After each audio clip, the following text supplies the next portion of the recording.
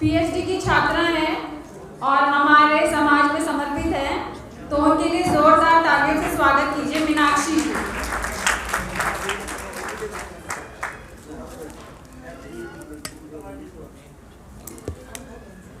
सभी को मेरा जय भीम, जय मूल निवासी।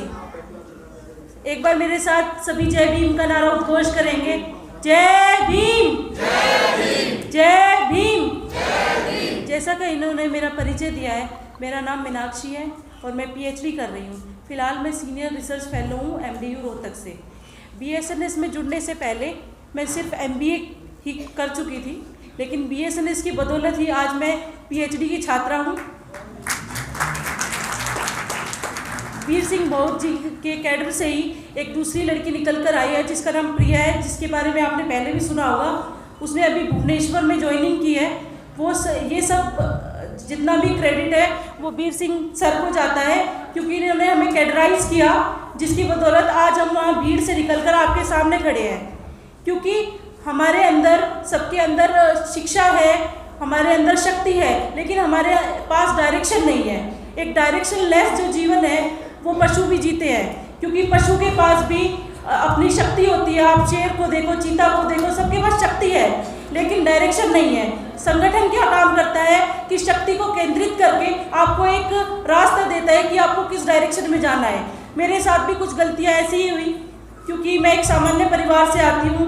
मैं छोटी माता मंदिर आपने सुना होगा, मसानी माता का मंदिर, मैं वहाँ की मूल निवासी हूँ। वहाँ पे शिक्षा का इतना कोई प्रसार नहीं है। जब मैं अपना एडमिशन लेने के लिए गई, मैंने 12th की। 12th में मुझे ये नहीं पता था कि मुझे कौन से सब्जेक्ट्स लेने चाहिए थे, लेकिन जो मुझे सरल लगा, जो मुझे पास लगा, मैंने कॉमर्स विद मैथ्स किया।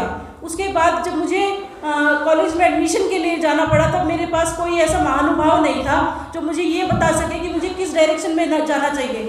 मेरे पास बीबीए और बीकॉम दोनों का ऑप्शन था, लेकिन मैंने सुना बीबीए थोड़ा फैशन, ऐसा लगता था कि लेटेस्ट चला हुआ है, इसलिए मैंने बीबीए कर दिया। मैं नहीं चाहती कि जो गलतियां मैंने अपने साथ दोहराई हैं वो आप लोगों के साथ हो, इसलिए मैं चाहती हूँ आप लोग इस संगठन से जुड़े, संगठन में आए। यहाँ पर आपके पास सभी तरह के लोग हैं जो अलग अलग विभागों से हैं, आप उनसे पूछ सकते हैं, आप सवाल लेके आइए। आप सिर्फ यहाँ सुनने नहीं आए हैं, आप कुछ भी अपने प्रश्न, अपने नैतिक जीवन से, दैनिक जीवन से, जितने भी आपके कार्य हैं उनमें जो भी आपको समस्या आती है आप सबसे पूछ सकते हैं। हमारे पास यहाँ महिला विंग भी है, बाल विंग भी है, वरिष्ठ नागरिक विंग भी है। आप अपने जितने भी, जिस भी चीज़ में आप असमंजस महसूस करते हैं, आप उन प्रश्नों को हमारे पास लेके आइए और हम उनका निदान करेंगे। हम कोशिश करेंगे कि हर महीने हर जगह पे ऐसी सभाएं होती रहे। आज जैसे कि आज क्रिसमस डे है, मनुस्मृति दहन दिवस भी है, और आज एक नया त्यौहार भी मुझे जानने को मिला, तुलसी पूजन दिवस। आज मैंने व्हाट्सएप पे देखा कि लोग तुलसी पूजन दिवस मना रहे हैं। आज से 2 साल पहले भी मैंने नहीं सुना था कि कोई तुलसी पूजन दिवस होता है, लेकिन ये क्रिसमस डे को रिप्लेस करने के लिए ब्राह्मण वाले लोगों ने सोचा कि चलो क्रिसमस डे के एवज में हमें एक ऐसा त्यौहार खड़ा करना चाहिए जिसका नाम है तुलसी पूजन दिवस। दूसरा, कुछ आजकल ऐसे नए नए भगवान चले हुए जैसे लड्डू गोपाल। मैं हर दूसरी औरत के हाथ में देखती हूँ एक टोकरी, उसमें एक लड्डू गोपाल बैठाए होते हैं। उनको आप नहलाते हो, उनको दुलाते हो, धूप दिखाते हो, उनके लिए सर्दी के कपड़े, उनके लिए गर्मी के कपड़े। और आश्चर्यजनक बात यह है कि मैंने इंस्टाग्राम पे देखा कि उनके लिए एक दवा खाना भी है, उनके लिए एक ऐसा डॉक्टर है जो उन्हें बिना तोड़े जोड़े खंडित मूर्ति को रिप्लेस कर देता है। मतलब स्वास्थ्य के, हमें आज जो मानव जीवन है, हमें तो स्वास्थ्य की सुविधाएं नहीं मिल रही, लेकिन लड्डू गोपाल जो एक निर्जीव वस्तु है, उसके लिए आप सुबह शाम उसको भोग लगा रहे हो। ये सब जो चीज़ें हैं, ये ज़्यादातर हमारे समाज की महिलाएं कर रही हैं। इसका जो मतलब जितनी भी अभी तक भी हमारे महानुभावों ने सब चीज़ों के कारण बताए हैं, मैं बस थोड़े से इनके उपाय बताऊंगी कि आपको थोड़ा थोड़ा क्या परिवर्तन लाना है। क्योंकि अगर मैं किसी से कहूँगी कि आप धर्म को छोड़ दो, आप कलाया बांधना छोड़ दो, तो शायद वो नहीं छोड़ेगा, क्योंकि वो उनके रच बस गया है अंतर्मन में। क्योंकि अगर आप किसी से विद्रोह करोगे, मैं अपने घर में ही विद्रोह करूँगी अगर अपनी माँ से, तो वो मुझे भी बाहर निकाल देंगी। लेकिन उन्हें धीरे धीरे समझाना होगा कि ये सब चीज़ें गलत है। तो सबसे पहले महिलाओं को अंधविश्वास से दूरी बनाने रखनी पड़ेगी। क्या आपको लगता है कि जिसने सब कुछ दिया होगा उसे हम कुछ अर्पण करेंगे तो ही हमारा भला होगा।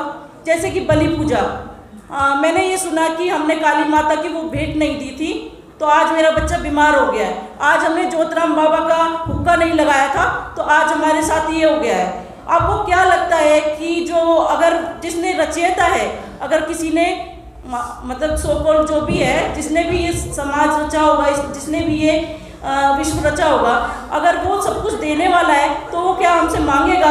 अगर हम नहीं देंगे तो वो क्या हमारा बुरा करेगा? आपको लगता है हमारे माँ बाप हैं, अगर मान लो हमने उनसे ही कुछ काम नहीं किया होगा तो क्या वो बददुआ के रूप में हमें बीमार कर देगा? तो इसीलिए सभी महिलाओं को इस अंधविश्वास से दूर रहना पड़ेगा। दूसरी बात, हमें आत्मनिर्भर बनना पड़ेगा। आत्मनिर्भर आर्थिक रूप से भी, बौद्धिक रूप से भी, शैक्षणिक रूप से भी। हमें डिसीजन मेकिंग में पार्टिसिपेट करना होगा। डिसीजन मेकिंग में मैंने सुना है कि जब लड़कियों के रिश्ते होते हैं, लड़कों के रिश्ते होते हैं, तो कहते हैं कि हमारे बड़े बूढ़ों ने कर दिए। क्या उन महिलाओं से पूछा जाता है जिनकी वो संतान है? क्या जिस पिता ने उसे पाल परोस के बड़ा किया है, तो क्या उस माता का वो अधिकार नहीं है कि वो उस डिसीजन मेकिंग में पार्टिसिपेट कर सके? क्योंकि महिलाओं को कमतर आंका जाता है, ऐसा माना जाता है कि इनमें कोई बुद्धि नहीं है, इनको महत्वपूर्ण फैसलों में कोई योगदान नहीं दिया जाता। मेरी पुरुष समाज से भी ये गुजारिश है कि हर एक डिसीजन में महिलाओं को भी बराबर का पार्टिसिपेशन दें। जब तक आप अपने घर में पार्टिसिपेशन नहीं देंगे तो ये हॉल, ये समाज, ये सभाएं व्यर्थ है। तीसरा, हमें शिक्षा की ओर विशेष ध्यान देना पड़ेगा, क्योंकि शिक्षा शेरनी का वह दूध है जो पिएगा वह दहाड़ेगा। अगर आप शिक्षित नहीं है तो आप किसी भी तरह से आवाज़ नहीं उठा सकते। तीसरा है, समाज के लिए हेल्पिंग हैंड बने। आपने जो समाज से लिया है, ए पे बैक टू द सोसाइटी वाले रूल पे आप काम कीजिए। अगर आप 12th क्लास पढ़े हुए हैं तो कम से कम 5th क्लास के बच्चे को पढ़ाइए। अगर 5th क्लास पढ़े हुए हैं तो आप नर्सरी के बच्चों को हेल्प कीजिए। मैंने सड़कों पे देखा नेकी की दीवार लगी होती है, उनमें वहाँ लिखा होता है कि जो ज़रूरत की चीज़ें हैं यहाँ से ले जाइए और जो चाहिए वो दे जाइए। तो इसी तरह हमारे वाल्मीकि समाज को भी इसी तरह का एक कॉन्सेप्ट लाना पड़ेगा कि आपके पास जो ज़रूरत की बुक्स है आप उन्हें दान दे दीजिए और जो देना चाहता है वो उसको वहाँ पे रख जाए। उसके बाद मैं कहती हूँ कि अगर आप पढ़े लिखे नहीं हैं तो बिज़नेस की तरफ ध्यान दीजिए। बहुत सारे घरेलू कार्य ऐसे हैं जिनमें आप कार्यरत हो सकते हैं। अगर आपका पढ़ाई में मन नहीं है तो दूसरे जो काम हैं आप उनमें लग सकते हैं, जैसे सिलाई, कढ़ाई, बुनाई, पार्लर, इस तरह की कोर्सेज करके आप अपने आप को आर्थिक रूप से मजबूत बना सकते हैं। जैसे कि हमारी अभी दादी ने एक लोकगीत गाया था। हमारी दादी और नानियों का ये कर्तव्य है कि हमें ये बताए कि हमारे पूर्वज कौन थे, क्योंकि बचपन से दादियाँ और नानियाँ जो कहानियाँ हमें सुनाती है उनका हमारे मानसिक तौर पे हम पे ज़्यादा प्रभाव पड़ता है। इसलिए लोकगीत जब भी हो तो हम क्या करते हैं, सुरस्ती से शुरू करते हैं कि भाई पहला गाना सरस्वती का होना चाहिए।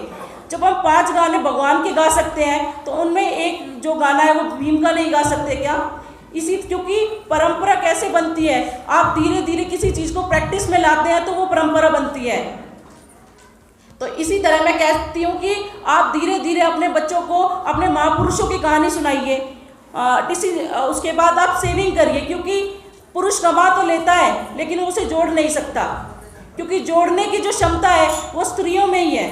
लेकिन आजकल जो हम ट्रेंड चल रहा है, स्त्रियां भी फैशन परस्ती में डूबकर रील्स की दुनिया में, मनोरंजन की दुनिया में इतनी खोई है कि उन्हें एक्स्ट्रा खर्चे चाहिए। हम किराए की किस्तों की ज़िंदगियां जीना ज़्यादा मतलब अच्छा समझते हैं। हम ये सोचते हैं कि इसके पास अगर ये सामान है तो हम भी ये लाएंगे, चाहे उसकी किस्त हमें 24 महीने उतारनी पड़े। ये सब गलत है। हमें लाइबिलिटीज़ नहीं, हमें असेट्स चाहिए। और लाइबिलिटीज़ का हम क्या करेंगे? तो उसके बाद लास्ट में अपनी बात को थोड़ा कम शब्दों में समेटने की कोशिश कर रही हूँ। जो लास्ट पॉइंट है वो मेरा ये है कि जनरेशन गैप को कम कीजिए। माँ बाप और बच्चों के बीच इतनी खाई है कि माँ बाप और बच्चे एक टेबल पे बैठ के खा भी नहीं पाते। हम अपने माँ बाप को अपनी पर्सनल प्रॉब्लम शेयर करने में ही शर्माते हैं, डरते हैं, और इसी का फ़ायदा और लोग लेते हैं।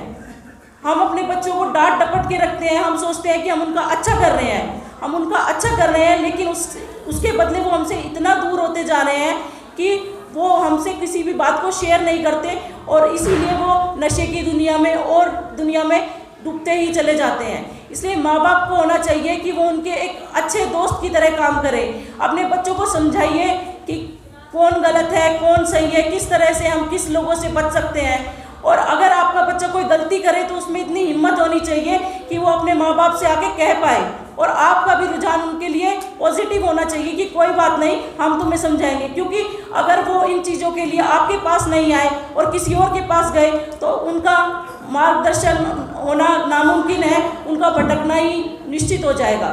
इसी के साथ मैं अपनी वाणी को विराम देते हुए जय भीम।